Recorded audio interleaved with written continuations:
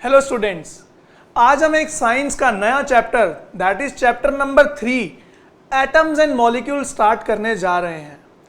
आज से पहले हमने पढ़ा है कि मैटर क्या होता है, मैटर किस फॉर्म में एग्जिस्ट करता है एंड ऑल। पर क्या मैटर भी आगे डिवाइड हो सकता है? मैटर से छोटे पार्टिकल्स क्या प्रेजेंट हैं?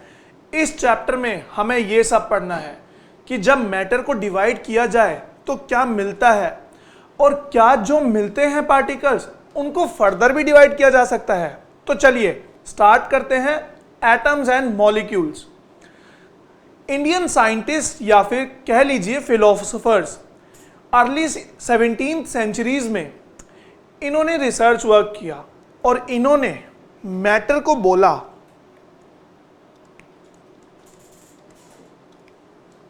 पदार्थ,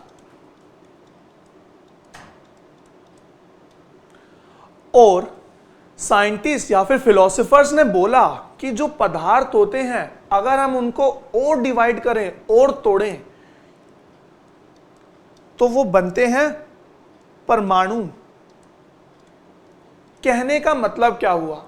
अगर परमाणु को मिला दिया जाए तो मिलकर बनता है पदार्थ। ये था इंडियन फिलोसोफर्स के द्वारा बोली हुई चीज।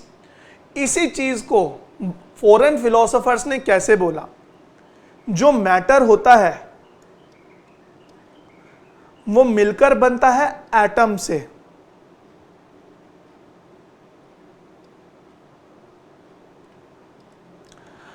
छोटे छोटे एटम्स होते हैं, एटम्स को जब मिला दिया जाता है मैटर मिलता है। या फिर हम बोलें कि अगर मैटर को और तोड़ा जाए और डिवाइड किया जाए तो एटम बनते हैं।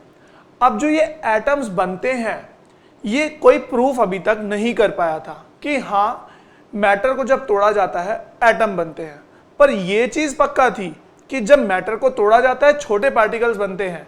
हमें इसके आगे भी कुछ नहीं पता था कि क्या एटम्स को और आगे तोड़ा जा सकता है। तो ये सब चीजें रिसर्च चलती गई। उसके बाद बात की गई कि अगर हम एक केमिकल रिएक्शन की स्टडी करें तो उससे हमें कुछ पता चल सकता है कि कोई नया कंपाउंड बन रहा है या कुछ नई चीज बन रही है। तो इससे हमें पता चल सकता है कि क्या मैटर और आगे डिवाइड होता है। तो इसी के लिए जब भी एक केमिकल रिएक्शन होता है तो बच्चों एक पुरानी चीज से एक नई चीज बनती है, और ये जो चीज होती है, ये जो चेंजेस आते हैं, इसको कुछ लॉज गवर्न करते हैं। अब वो लॉज होते हैं लॉज ऑफ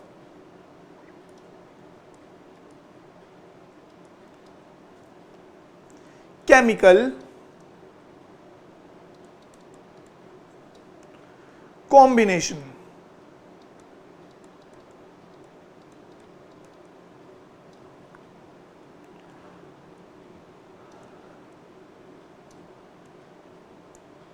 तो अगर मुझे बताना हो कि लॉज ऑफ केमिकल कॉम्बिनेशन क्या होते हैं तो कैसे बताएंगे? चलिए लिखते हैं।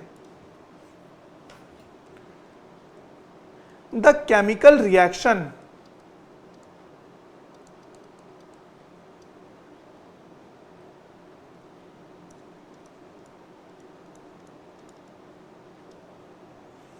between two or more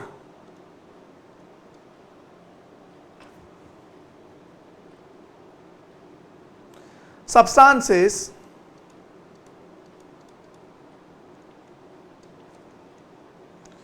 give rise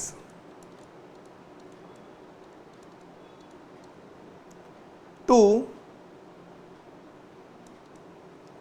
products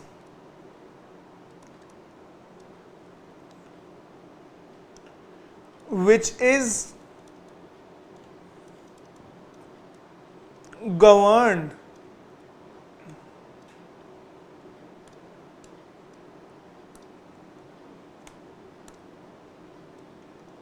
by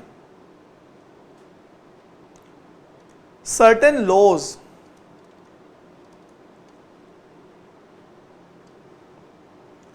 called laws of chemical combination.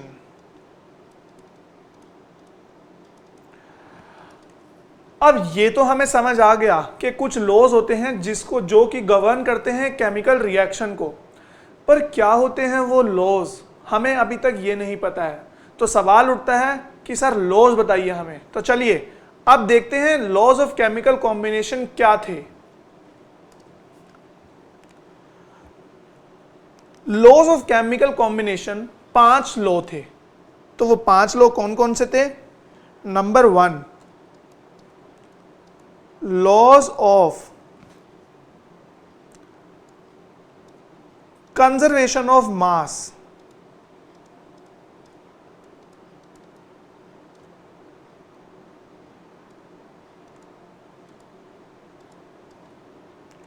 Number 2, laws of constant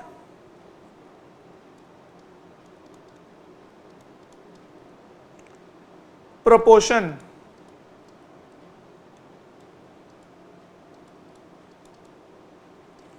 number 3, laws of multiple proportion.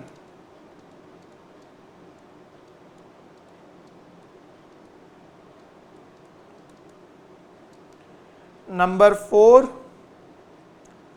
Laws of reciprocal.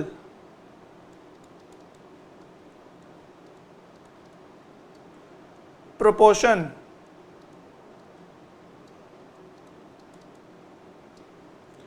And number 5 is Gay-Lussac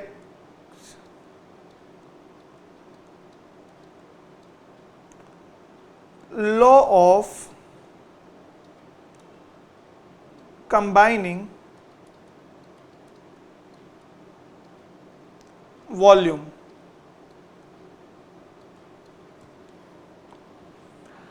अब जो ये दोनों लॉ हैं ये हमें पढ़ने हैं क्लास 10th के अंदर, क्लास 9th के अंदर, और ये तीनों लॉज पढ़ने हैं हमें अपनी हायर क्लासेस में।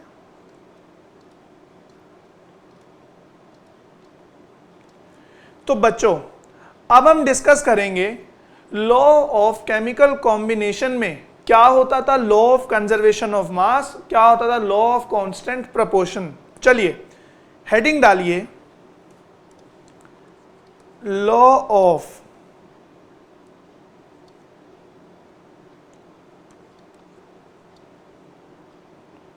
Conservation of mass.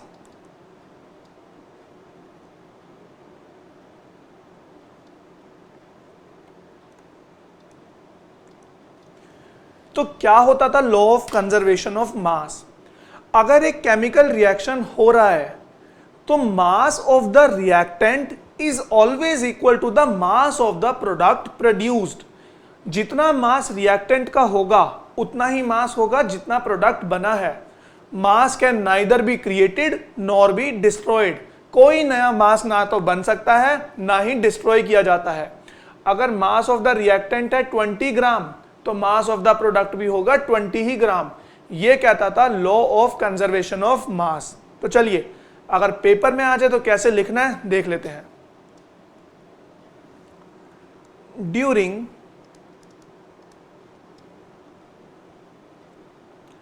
A chemical reaction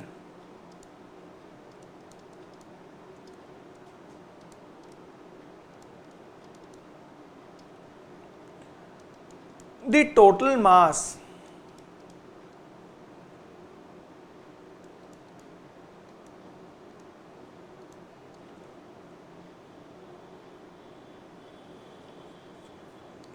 of reactant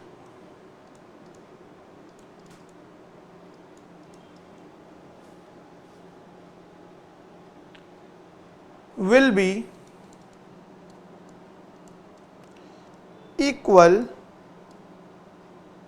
to the total mass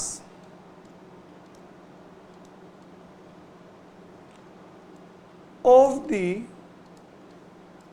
product, या फिर mass can neither be created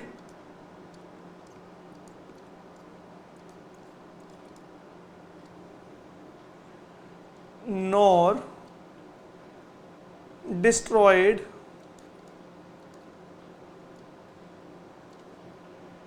in a chemical reaction। अगर हम इसकी बात करें एग्जाम्पल की,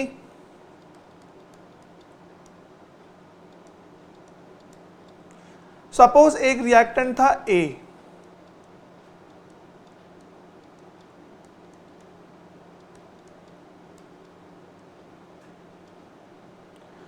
और एक रिएक्टेंट था बी।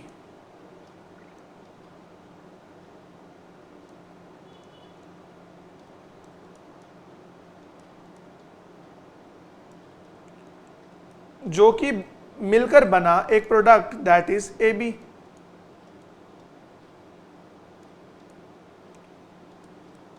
तो law of conservation of mass कहता है mass of A plus mass of B is always equal to the mass of A B.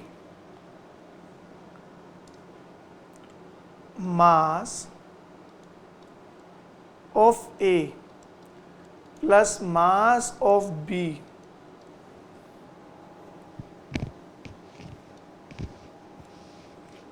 is equal to mass of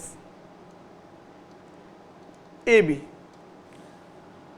तो ये था law of conservation of mass.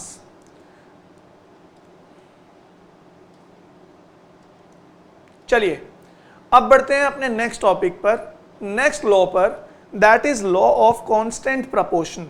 Heading डालिए law of constant proportion.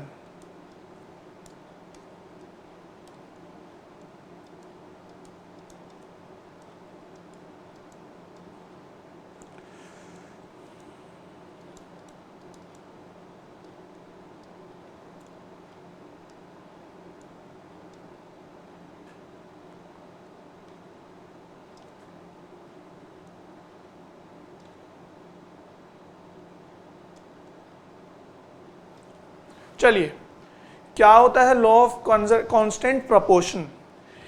ये law बोलता है कि अगर एक कंपाउंड में कुछ एलिमेंट्स प्रेजेंट हैं तो वो एलिमेंट बाय मास एक कांस्टेंट रेशो में होंगे, इररिस्पेक्टिव ऑफ कि वो कंपाउंड कहाँ से लिया गया है। ये आपको एग्जांपल से अच्छे से समझ आएगा। मान लीजिए एक कंपाउंड है वाटर,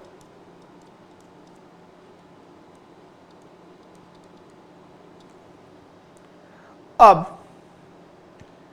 वाटर का जो मास होता है वो होता है 18 ग्राम। इसके अंदर हाइड्रोजन होता है 2 ग्राम और ऑक्सीजन होता है 16 ग्राम।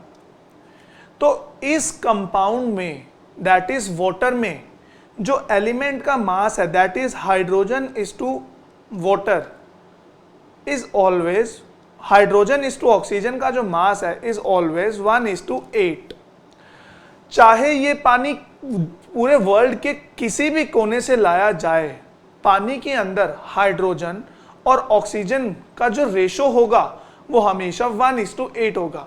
तो यही कहता है लॉ ऑफ कांस्टेंट प्रोपोर्शंस कि आप किसी भी कंपाउंड में देख लीजिए जो मास ऑफ एलिमेंट होगा वो एक कांस्टेंट रेशो में होगा, वो कंपाउंड कहां से लाया गया है इररिस्पेक्टिव ऑफ दैट। तो कैसे लिखेंगे लॉ ऑफ कांस्टेंट प्रोपोर्शन को, चलिए देखते हैं। उसके बाद हम और एग्जांपल्स डिस्कस करेंगे जिससे आपको चीजें और क्लियर हो जाएंगी। इस एग्जांपल को हम रब करते हैं।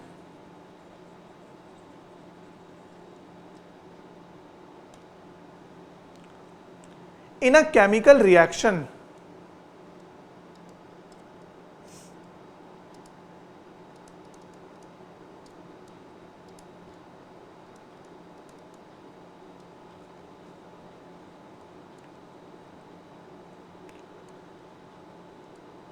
compounds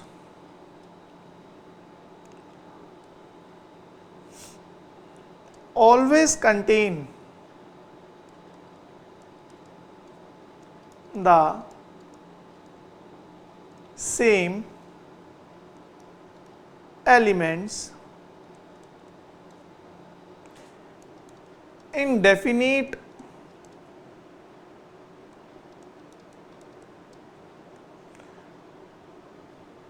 proportions.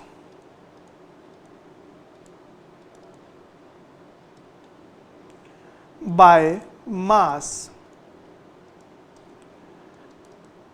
irrespective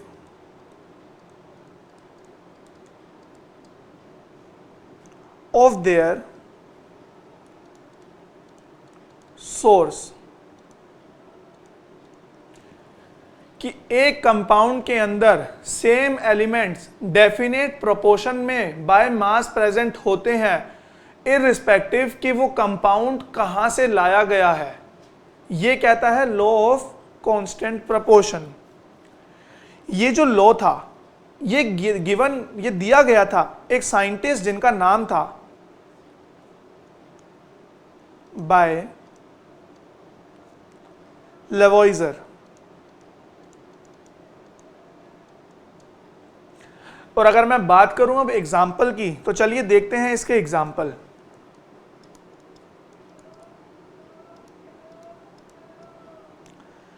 जैसा कि हमने अभी एग्जाम्पल डिस्कस ही किया था, 18 ग्राम ऑफ H2O।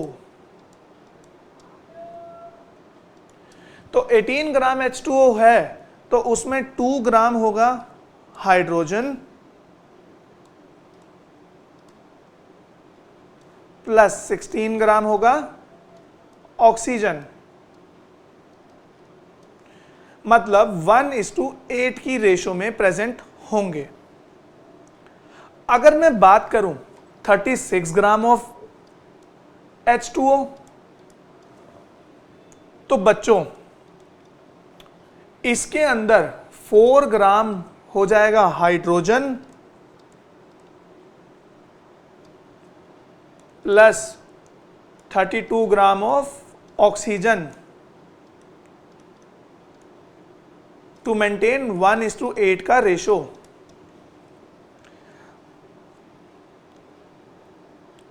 अगर मैं बात करूं 9 ग्राम ऑफ H2O की, तो इसमें होगा 1 gram of hydrogen plus 8 gram of oxygen, 1:8 का रेशो।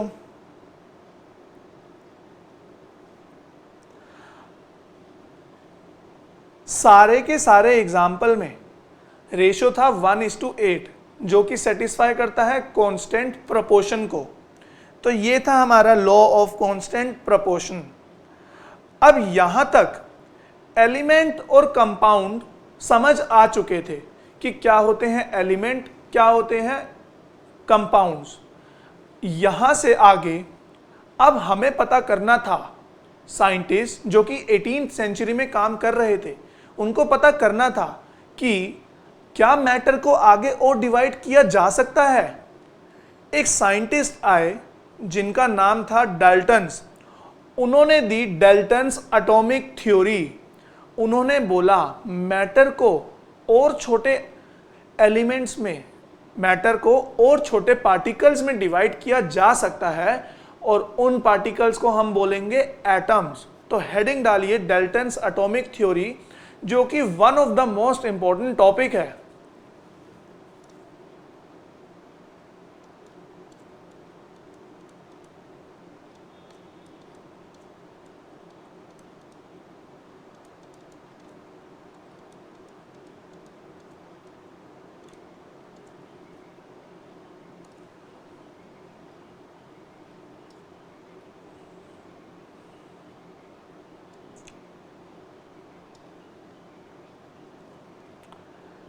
तो डाल्टन ने बोला कि जितना भी मैटर प्रेजेंट है सारे के सारे फर्दर डिवाइड हो सकते हैं और छोटे पार्टिकल्स में, और उन छोटे पार्टिकल्स को बोलते हैं एटम। चलिए लिखते हैं क्या थी डाल्टन की theory. According to Dalton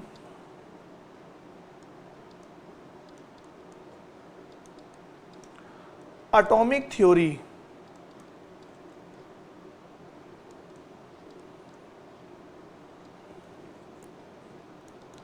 all matters whether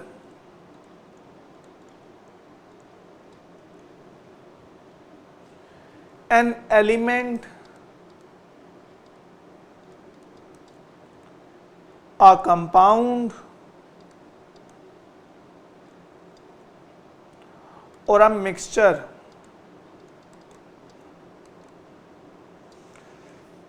is composed of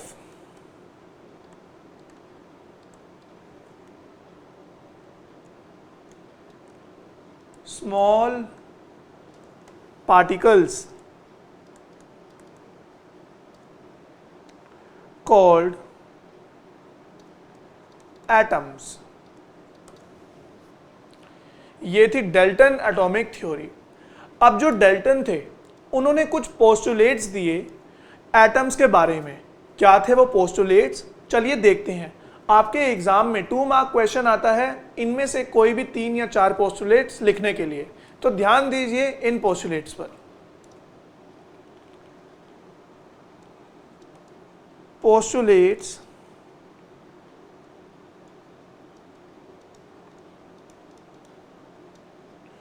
of Dalton.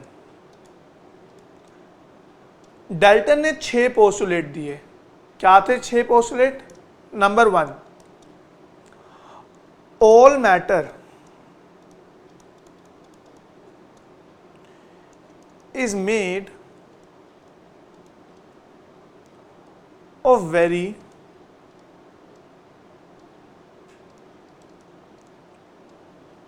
tiny particles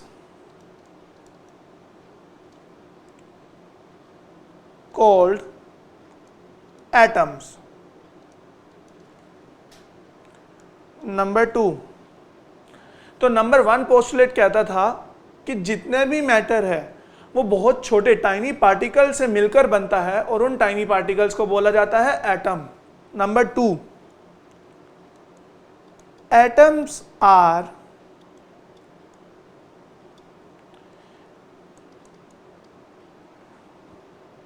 indivisible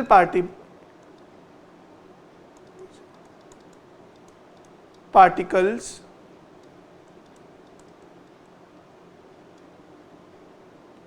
which cannot be created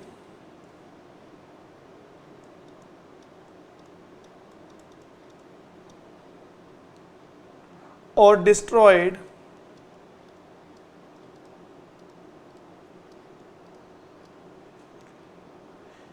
in a chemical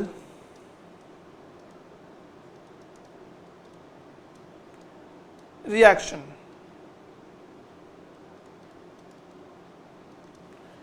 ना ही एटम्स को डिस्ट्रॉय किया जा सकता है, ना ही एटम्स क्रिएट हो सकते हैं, और एटम एक इंडिविजुअल पार्टिकल है जो कि एक केमिकल रिएक्शन में ना ही डिस्ट्रॉय होता है ना ही क्रिएट होता है। ये था postulate number 2। Postulate number 3, atoms of a given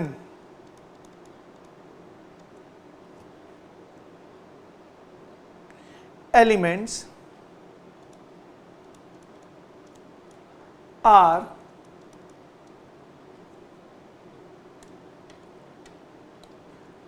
identical in mass and chemical properties।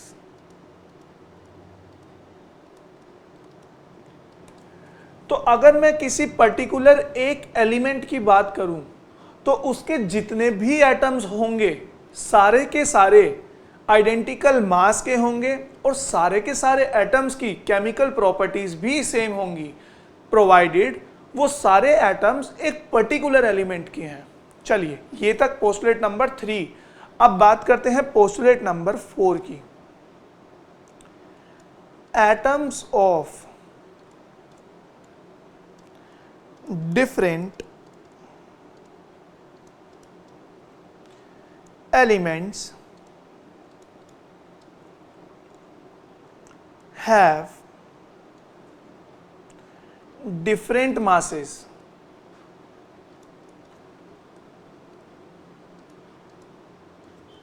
and chemical properties।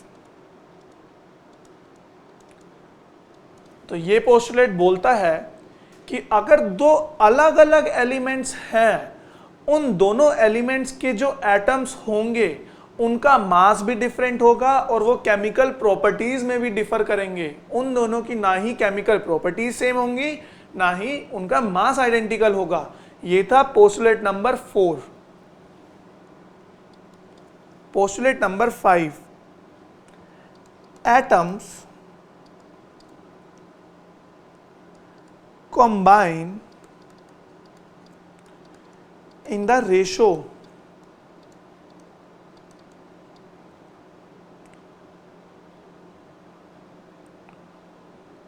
of small whole number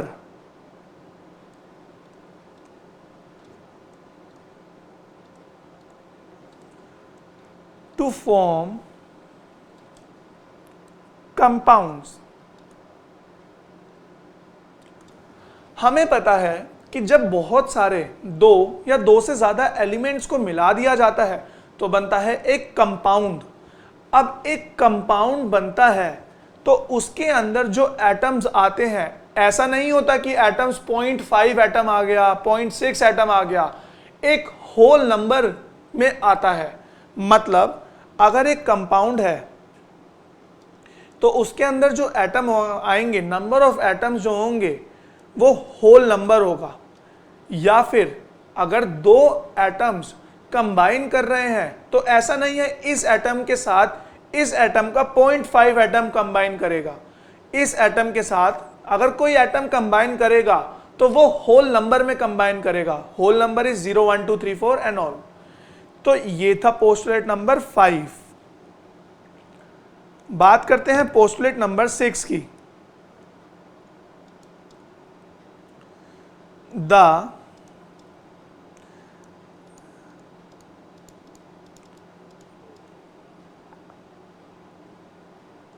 The relative number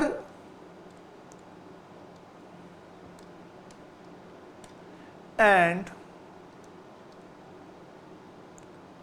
kind of atoms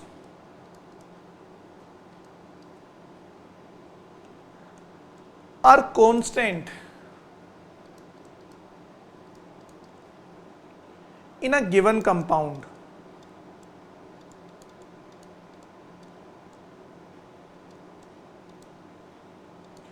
अगर बात करते हैं एक पर्टिकुलर कंपाउंड की, तो जो उसके अंदर रिलेटिव नंबर ऑफ एटम्स होंगे या काइंड ऑफ एटम्स होंगे वो दोनों कांस्टेंट होंगे। मतलब क्या हुआ, अगर एक कंपाउंड है किसी एक पर्टिकुलर सोर्स से आया तो उसके अंदर जो काइंड ऑफ एटम्स होंगे वो कांस्टेंट होंगे। अगर मेरा दूसरी सोर्स से कहीं से एटम आ रहा, कंपाउंड आ रहा है, तो उसके अंदर जो एटम होंगे वो भी, उनका जो काइंड ऑफ एटम्स जो होंगे उसके अंदर वो भी वही होंगे जो पहले वाले कंपाउंड में थे। मतलब कहने का रिलेटिव नंबर या फिर काइंड ऑफ एटम एक पर्टिकुलर कंपाउंड के अंदर हमेशा कांस्टेंट रहता है। ये था पोस्टुलेट नंबर 6। तो ये थे 6 पोस्टुलेट्स किसके, डेल्टन के। अब इन 6 पोस्टुलेट्स में से बच्चों आपसे 2 या 3 पूछ लिए जाते हैं तो आपको ये सारे 6 के 6 पोस्टुलेट्स याद होने चाहिए। अब जब आगे केमिस्ट्री और आगे बढ़ी, देखा गया कि अगर किसी पर्टिकुलर एक पर्टिकुलर एलिमेंट के एटम को मुझे दिखाना है कि उसका एटम कैसे मैं डिस्क्राइब कर पाऊंगा, तो उसके लिए डाल्टन ने कुछ सिंबल्स बनाए कि अगर मैं बात कर रहा हूँ कॉपर एलिमेंट की तो उसके लिए ये सिंबल यूज होगा, अगर मैं बात करूंगा हाइड्रोजन के एटम की तो उसके लिए ये सिंबल यूज होगा। तो क्या थे ये सिंबल, चलिए देखते हैं।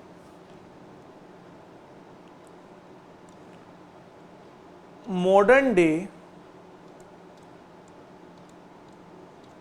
सिंबल्स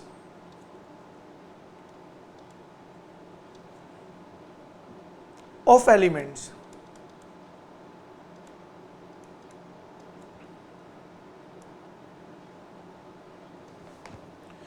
मैं यहां पर कुछ सिंबल्स ड्रॉ कर रहा हूं, ये आपको याद होने चाहिए।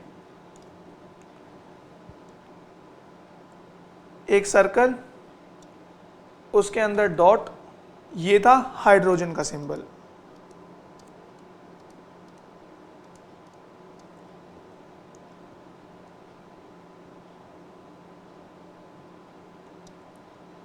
ये था फॉस्फोरस का सिंबल।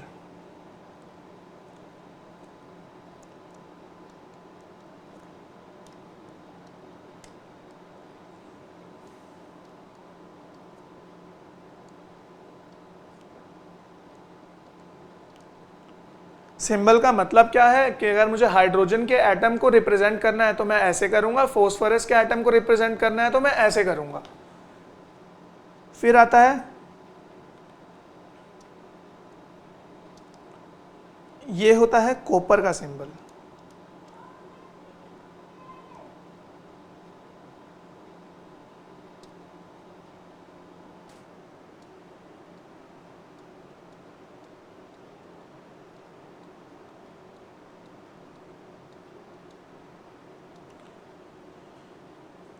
ये होता है गोल्ड का सिंबल।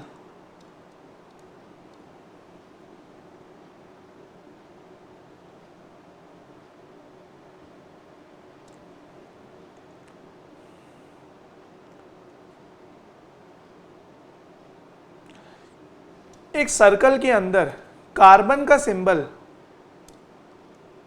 शेडेड होता है ऐसे,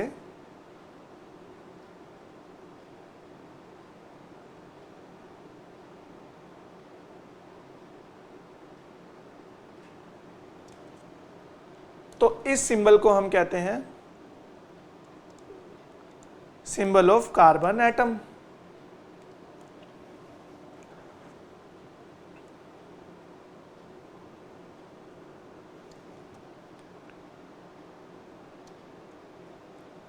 यह है सल्फर का सिंबल।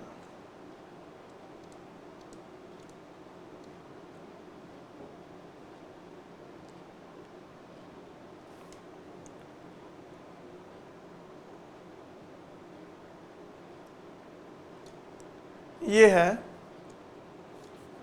लेड का सिंबल।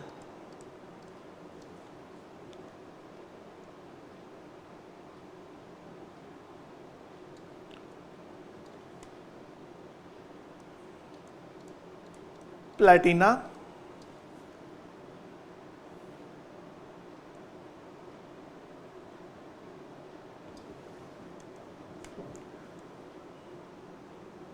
ऑक्सीजन,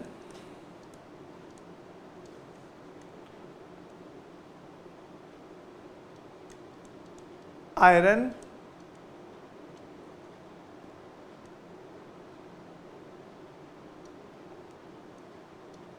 सिल्वर,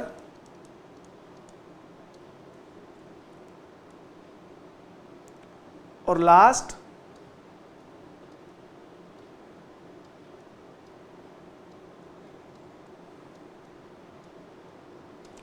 ये होता है मर्क्यूरी का सिंबल। अब ये थे कुछ सिंबल्स, एलिमेंट जिन symbols of the atoms of the element. अब ये जो नाम थे, ये नाम बच्चों या तो साइंटिस्ट के नाम से या फ्रॉम द प्लेस जहां से वो आए हैं या किसी एलिमेंट का नाम की उसके लैटिन से रिलेटेड है। जैसे कि अगर मैं बात करूं कॉपर की, तो कॉपर जो आया था वो नाम आया काइप्रस से। काइप्रस इज द प्लेस जहां से कॉपर को पहली बार पाया गया था, तो इसलिए इसका नाम कॉपर रखा गया। पर उसके बाद से जो ये सिंबल्स थे या फिर एलिमेंट्स के जो नाम थे वो कोई एक इंडिविजुअल नहीं रखता था। जो नाम रखा जाता था किसी भी एलिमेंट के एटम का वो रखता था IUPAC।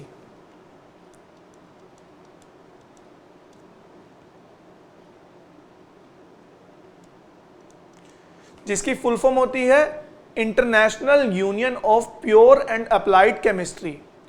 तो उसके बाद से जो नाम रखे गए IUPAC द्वारा रखे गए।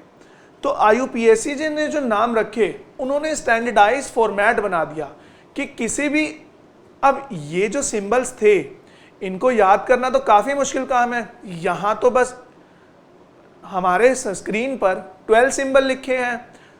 हमारे पीरियोडिक टेबल के अंदर होते हैं 118 एलिमेंट्स, तो 118 सिंबल याद करना इज नेक्स्ट टू इम्पॉसिबल। तो इसके लिए to make it easy IUPAC ने एक कन्वेंशन दिया कि किसी भी एलिमेंट का एटम को रिप्रेजेंट किया जाएगा कुछ इस तरीके से। किसी भी एलिमेंट को हम जब नाम लिखेंगे उसको रिप्रेजेंट करेंगे, जो पहला अल्फ़ाबेट होगा वो होगा कैपिटल और जो दूसरा होगा वो होगा स्मॉल। फॉर एग्जाम्पल ये लिख लेते हैं पहले IUPAC ने क्या बोला। The first letter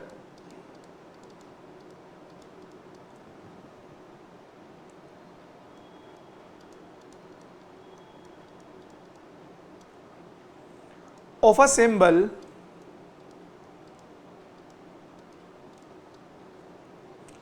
is always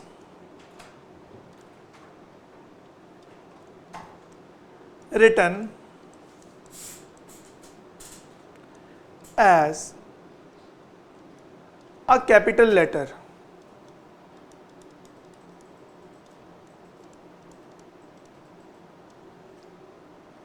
and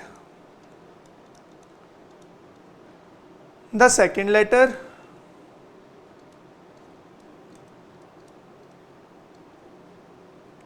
as a small letter.